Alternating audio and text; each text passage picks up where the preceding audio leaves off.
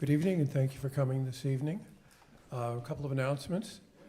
The exits are at the back, as marked on either side of the drama stage. There's also the handicapped one that's over in that direction, and then there's one off that way. Hopefully, we won't need them, but I guess you never know. There is a handicapped restroom on the first floor, and then the regular restrooms are at the bottom of the stairs in the basement. Now take time, if you would, to silence your phones so that there won't be any interruptions during the concert for that. We're not having a reception this evening. We hope we'll have one in December at our Holiday Pops concert on December 10th, and also one at our first week in March concert. But we're glad to have you here, and now on with the show.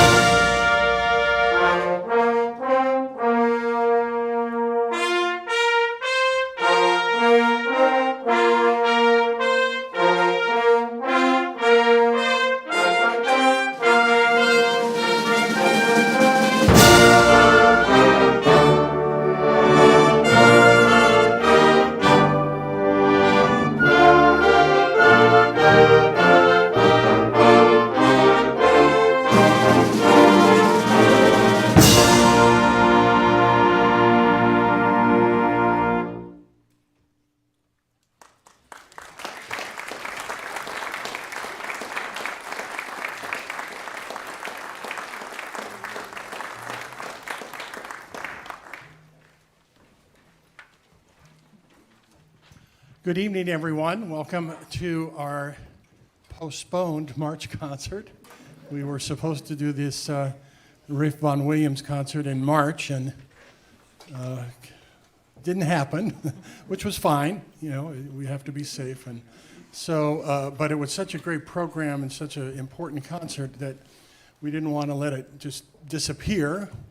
And it just so happens that we're still pretty, his birthday, 150th of his birth we're within a week of it.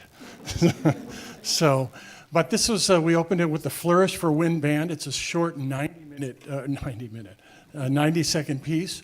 You'll see that it was written for a special occasion in Albert Hall. And kind of unusual that a composer of Vaughan Williams' stature would write something for that occasion that would be wind band oriented. So we're glad to be able to open the program with that. I wanted to find a new piece of music that kind of encapsulated some of the style and kind of character of Vaughan Williams and also Gustav Holst. And as you'll hear a little bit later, Percy Grainger, but we're not doing any Grainger's work. But this is kind of a fun piece. It's called The Lords of Greenwich, and it kind of it gives you the first kind of taste of this kind of tonality of the English folk song spirit and the writing of that period. Hope you enjoy it.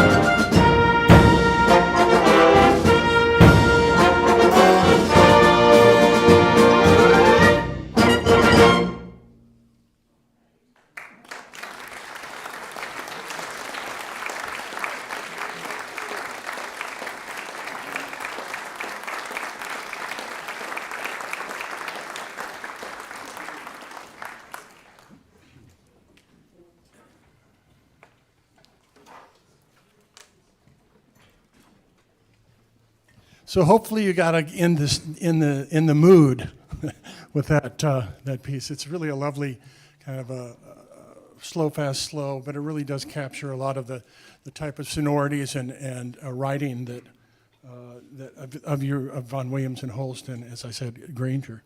This next piece is really a very familiar tune, and it's been arranged by 3 or 4 very significant arrangers and composers.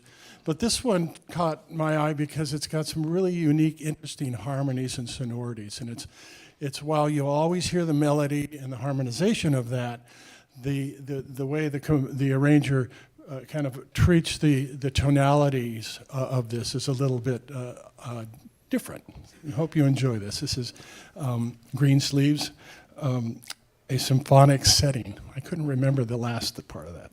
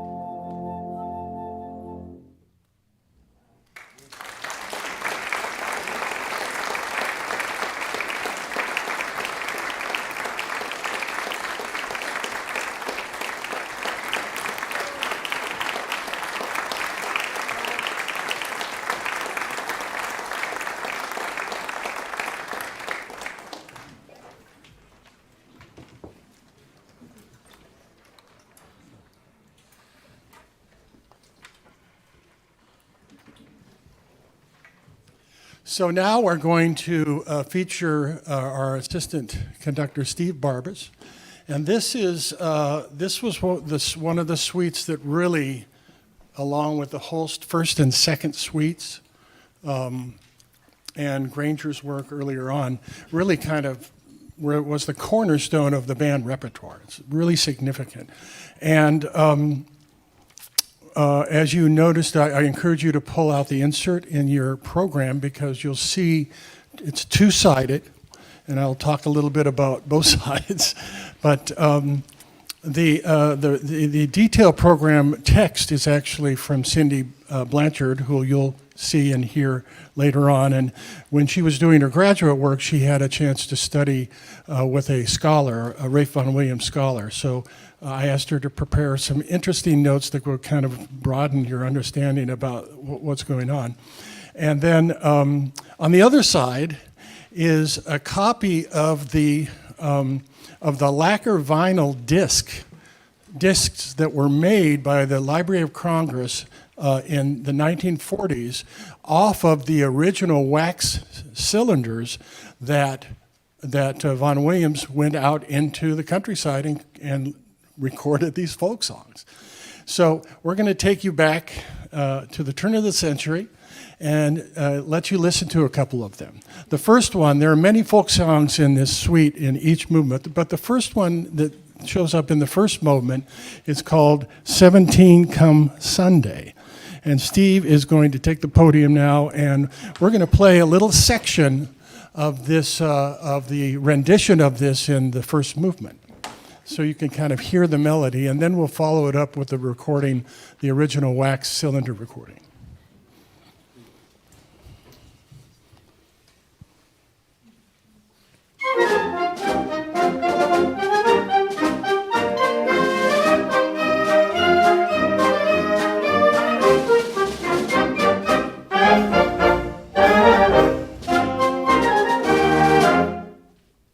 So that's the I'll Be 17 Come Sunday.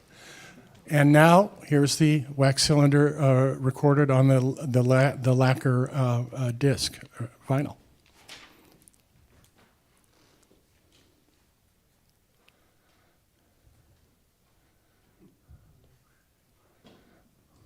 It'll be worth the wait.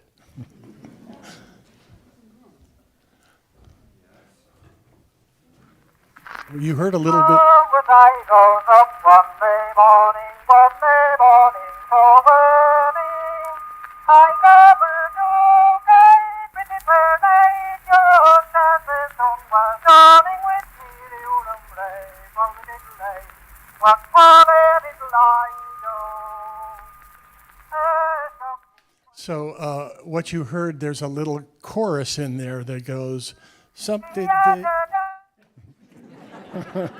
He wasn't going to let me finish. Little diddle day, and you'll hear that in the 16th note figures here. The second folk song is called Green Bushes. This is in the second movement, and we're going to share with you a little of the rendition in the piece itself. This is Green Bushes.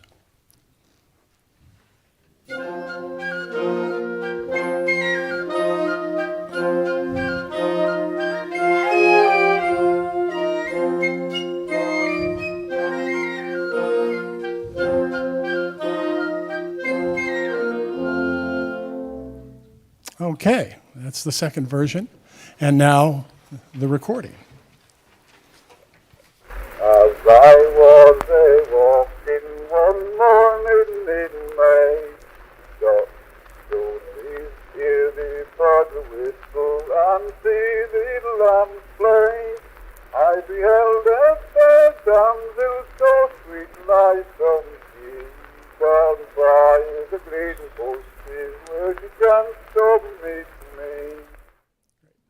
So if you look at the insert of the program and the cylinder, the label on the lacquer disc, you'll actually see not only the number of the melody that Granger assigned to it, the number, but also the year it was recorded, 1906, and the singer. And in the first case, it was Atkinson. We hope you enjoy this English Folksong Suite.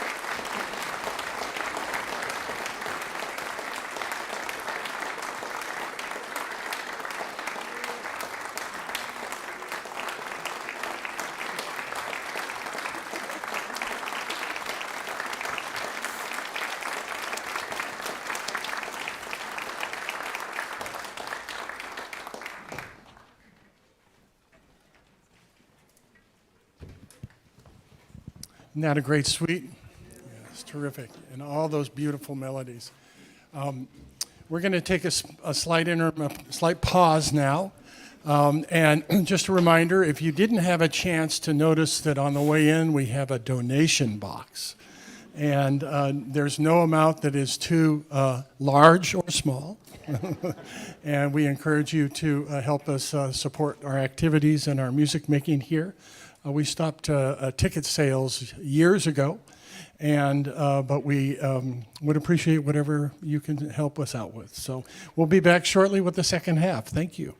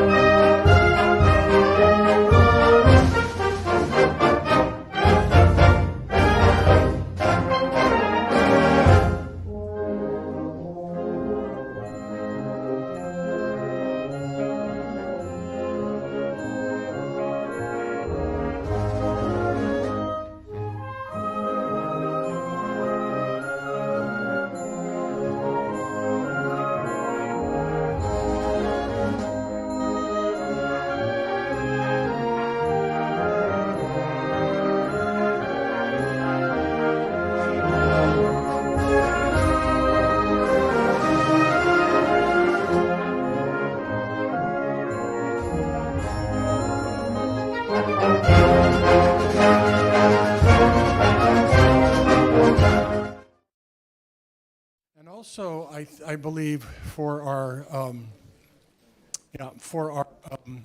holiday pops last year, we did half of a program featured some small groups, and then we opened it up to the full ensemble. Actually, I think our fall concert last year was all small groups.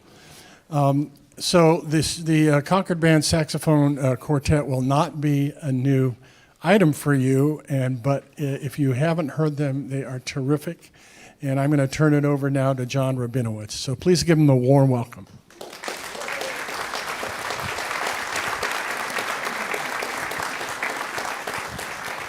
Good evening, everybody. Thank you so much on behalf of us and on behalf of the whole band for coming out tonight to hear this wonderful tribute to Ralph Vaughan Williams. We have two pieces for you. First of all, let me just say we were very happy to be given the opportunity to participate in this tribute to RVW. As it happens, Vaughan Williams was one of the few symphonic composers who wrote parts for saxophones. So we feel a special, if you want to hear some, the 6th Symphony and the 9th Symphony have prominent saxophone sections, and so we're quite proud of that. So we're very happy to be here to celebrate him, as they should. So the first piece we're going to play is called Rosa Midra, which is roughly translated from the Welsh lovely, and it was originally an organ piece, and this particular arrangement for saxophone quartets was done by a man named Donald Fabian. And I ask you perhaps to maybe close your eyes as you're listening and imagine that this is an organ playing, because after all, how is a sound produced on organs but pushing of air through metal tubes? And here we are with 4 metal tubes of varying sizes and registers producing our sound. So we hope you enjoy Rosa Midra.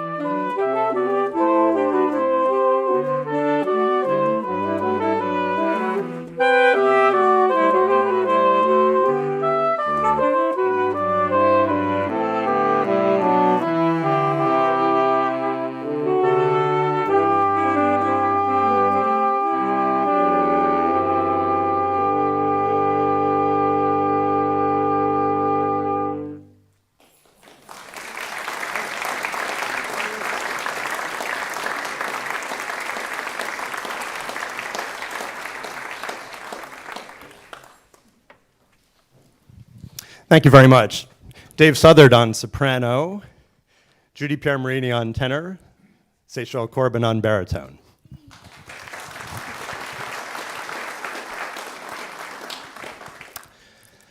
So Vaughan Williams was famously uninterested in a number of the musical movements of his lifetime, specifically atonality. He remarked on the occasion of the death of Arnold Schoenberg, who was the sort of scion of atonality, that he, Vaughan Williams, had never been interested in him, but many of his very good friends had been, and therefore the fault was probably with himself at some level. But there was one composer from his generation, roughly, whom he enormously admired, and in fact went to study with at a critical point in his career in 1908 in Paris. And that was the French composer of Swiss and Basque heritage, Maurice Ravel. And he spent 3 months with Ravel, 4 days a week, sort of going through the paces. Ravel was a very tough teacher.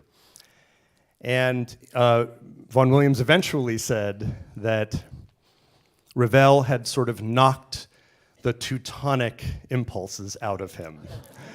As you know, most of music history leading up to that point had been dominated by the German-speaking world, and Ravel cured him of that.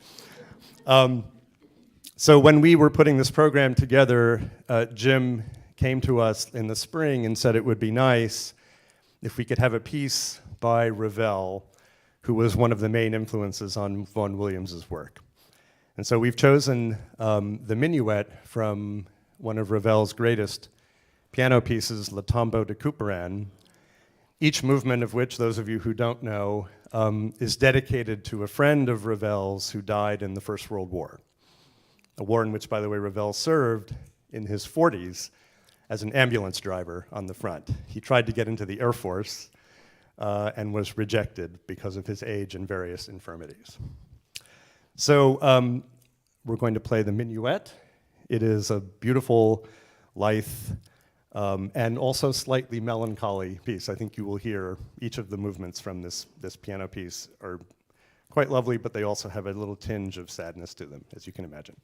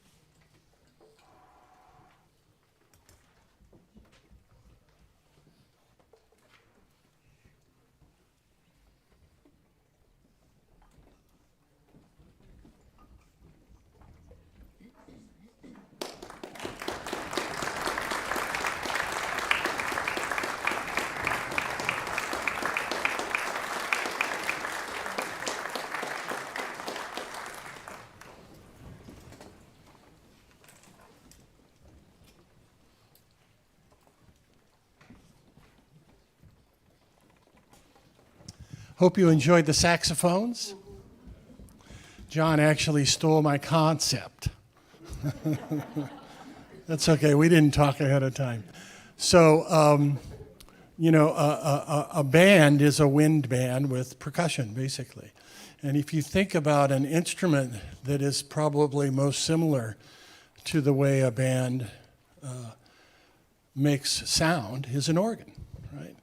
And so you've got, in an organ, you've got all the different types of stops, and you've got the flute stop and the brass stop and the full and the grand and all these things. But it's all basically making its sound by air.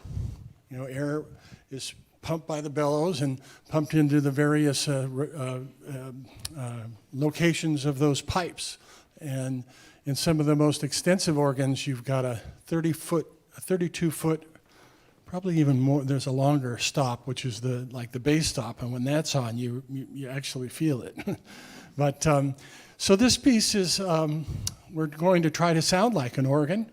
But the biggest difference between an organ and a band is a band has tongues, and it makes it a little more challenging to play rather than just playing the keyboard on an organ. So we hope you enjoy this arrangement of Fugue à la Gigue.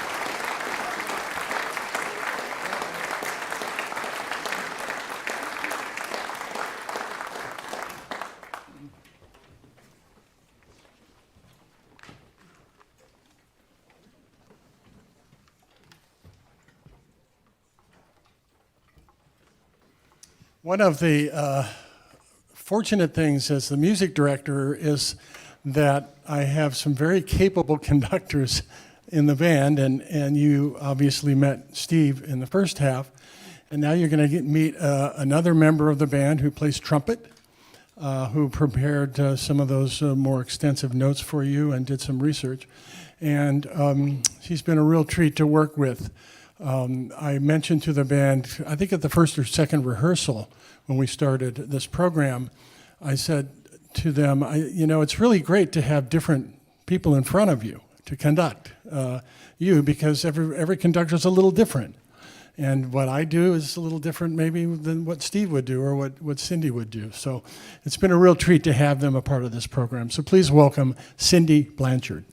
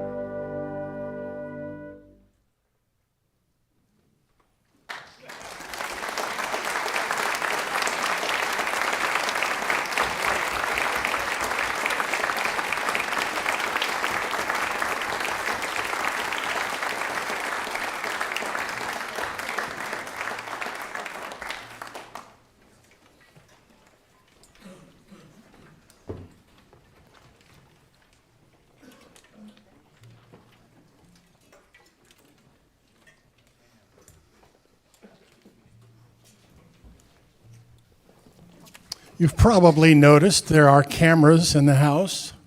We have a total of 6, up high, down low on the stage.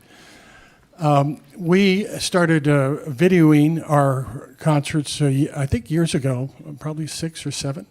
So we produce a video and a CD. Tonight's concert is being live streamed, so that'll be available if you want to go back and listen to this great music again. But none of the technical aspect of this is possible without great people volunteering. We'd like to thank Barry Mirror. Barry is our producer and director. He's actually behind the curtain in the back, kind of like the Wizard of Oz. Our technical advisor is Isabel Germino.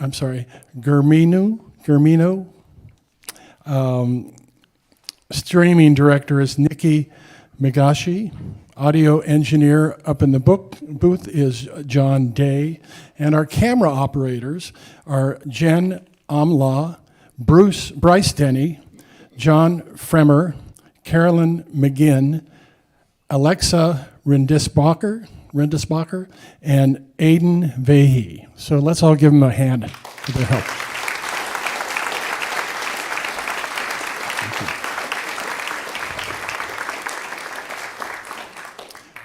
We do have a Holiday Pops coming up in December. We are only doing one night. If you've been to our Holiday Pops before, we usually do 2 nights, but we're only doing a Saturday night this time around. We're still kind of getting back in the groove of things. So we hope you can join us for the second Saturday in December for that. And then our March concert is in the first week in March. And that will be a program dedicated in tribute to band members that are no longer with us. We want to have a special tribute concert for those wonderful people that were so much a part of this community. So great to see you all. Thank you for coming. And we're going to finish with another suite. And you might think it's a little odd to have both suites at the end of each half, but it actually worked out pretty well that way. And by my talking a fair amount now, we get the little bit of a rest in the brass section and others. So this is a 3-movement suite. This is Gustav Holst's Moorside Suite, and it's in 3 movements, and you'll hear a lot of beautiful soloists as well.